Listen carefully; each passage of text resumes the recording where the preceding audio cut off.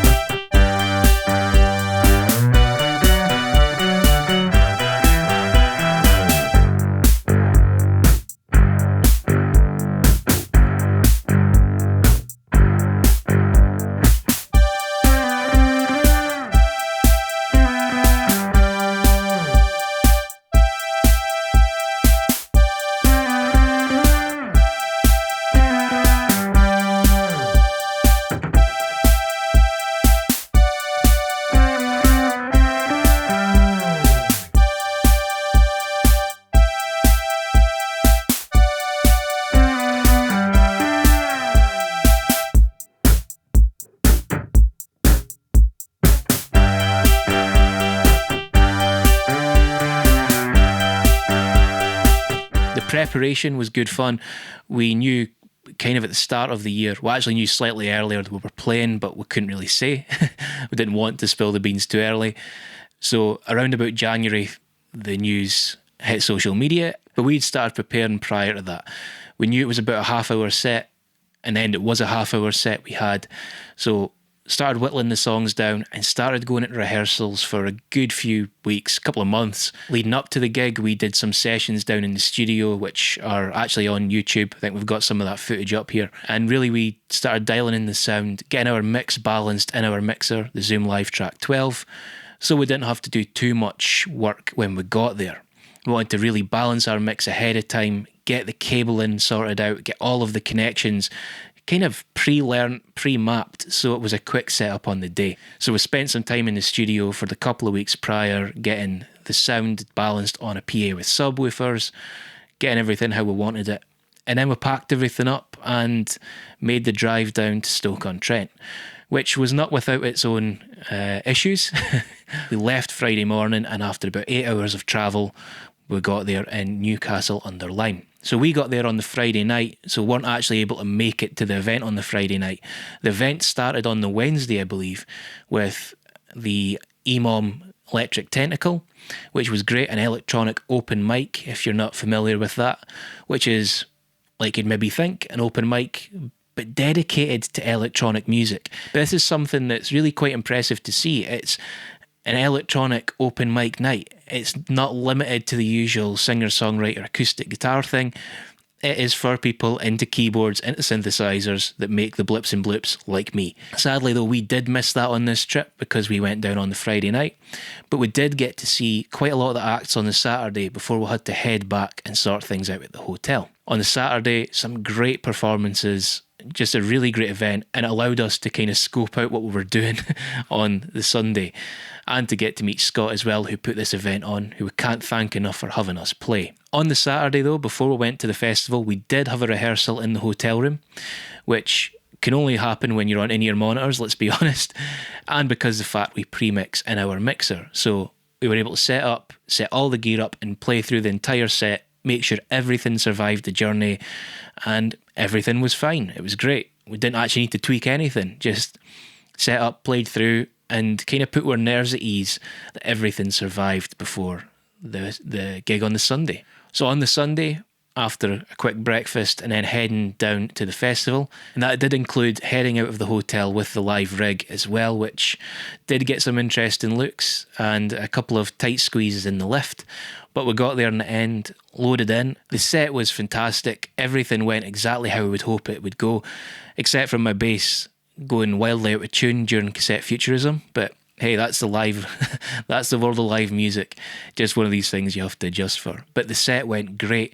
It included being introduced on stage by a squid, which is definitely a first for me. And I can't see that happening many more times, if I'm honest, but it was good fun. The set went down really well. There was some really great chats before and afterwards about our live rig, because let's be honest, it's not compact.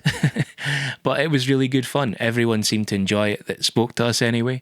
Thankfully, no one spoke to us who said they didn't enjoy it. That's, I suppose, just as good. And the Sunday was full of some really great performances as well. Some really great acts and just a really eclectic mix of music. And of course, after our set, it meant loading everything back into the car and heading back up the road.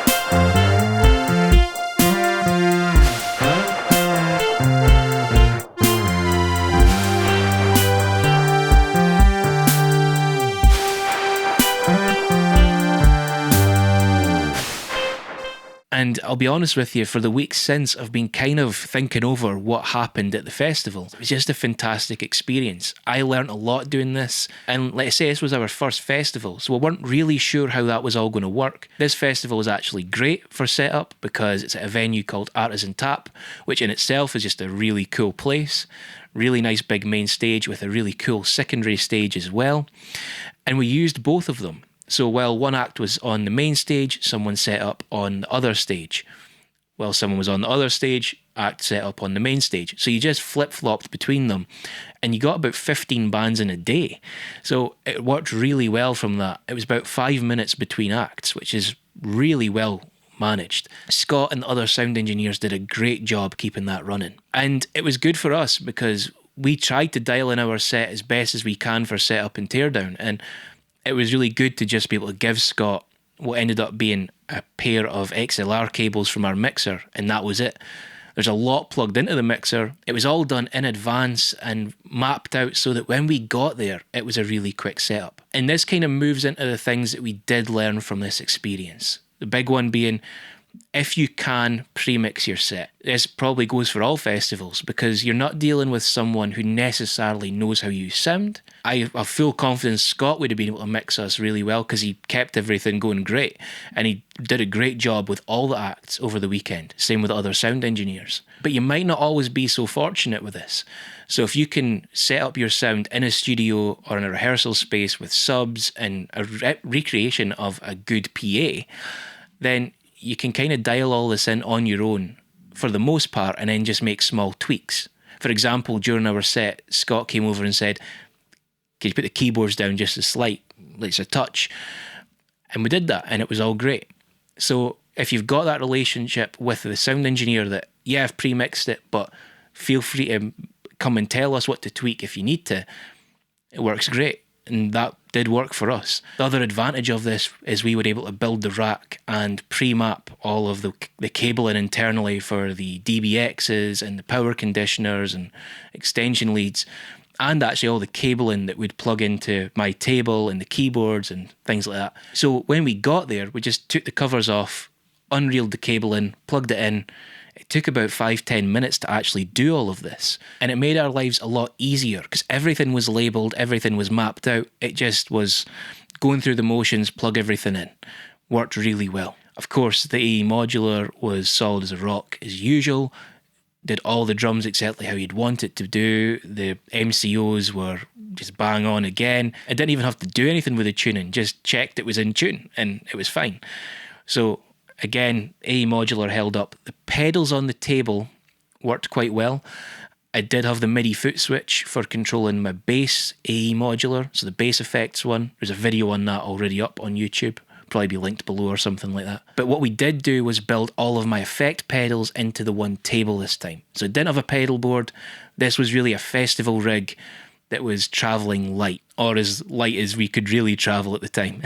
One keyboard, one table with the bass effects in it already, so all the effects pedals, and then just a MIDI foot switch. What would I change for next time? Well, the songs themselves I play might dictate bringing different gear. So there's some things on some of the new music I'm working on that might mean I need to take other things if I did this again. I also think I might actually take a pedal board next time. I know it's one extra big flight case, but I quite like having more effects at my disposal. I'm a pedal guy, I always will be. So I think I might have a separate modular table and then a pedal board as well, with the MIDI foot switch for controlling the bass modular. So I'd have the MIDI foot switch for the bass modular and pedals at my feet. I think that might be the best way to do this moving forward. But we'll see. We've got time to figure all this out before any future performances. But if I was playing a festival again, I don't really think I would change that much. I'd maybe try and get to more of the festival if I could. Sadly, like I say, we had to leave early on the Sunday and I was really excited to see some of the acts later in the day, and sadly we just couldn't do it. Logistics kind of got in the way. And I would highly recommend, if you're going to go to Cable Festival next year, go for as much of it as you can, because it's such an eclectic mix. It's so varied in what happens there. If you like electronic music, there's something for everybody. I think Scott does a great job putting this together. So between Scott and the sound engineers and the team at Artisan Tap, they all knocked out the park, put on a great event, were really kind and welcoming and really helpful if you needed a hand with anything. They had it all really figured out well. So I just take a second to thank everybody involved again, everyone at Artisan Tap, everyone involved with the sound, Scott for putting it on, for having us play, and for accommodating what we were doing with the travelling as well, so well with it. It was just a great experience. Thanks again for having us. And of course to Andy, who runs Electric Technical and donned the squid costume for the event. That was great. There's some great sound bites from our set as well of things he said. And yeah, it was just added to the event in a massive way. You got to say, well done all other acts that played. It was really amazing to see what everyone did. We got some great connections as well. Met some artists that would be great to work with in the future. And yeah, just can't speak highly enough of how it all went. So yeah, that was just a great experience that if you get a chance, go next year. You'll not be disappointed if you're into electronic music.